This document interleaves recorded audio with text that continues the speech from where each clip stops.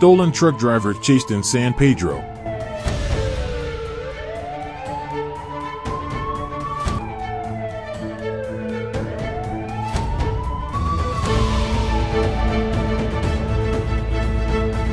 Los Angeles, California. October 24, 2024. The driver of a stolen truck was arrested Thursday after leading police on a chase in the San Pedro area. The chase began around 8:30 a.m. near 1300 South Pacific Avenue and ended shortly after 9 a.m. when the driver pulled into a beach parking lot on West 25th Street near Western Avenue, according to the Los Angeles Police Department. The man abandoned the truck and tried to run, but was caught and booked on a vehicle theft charge.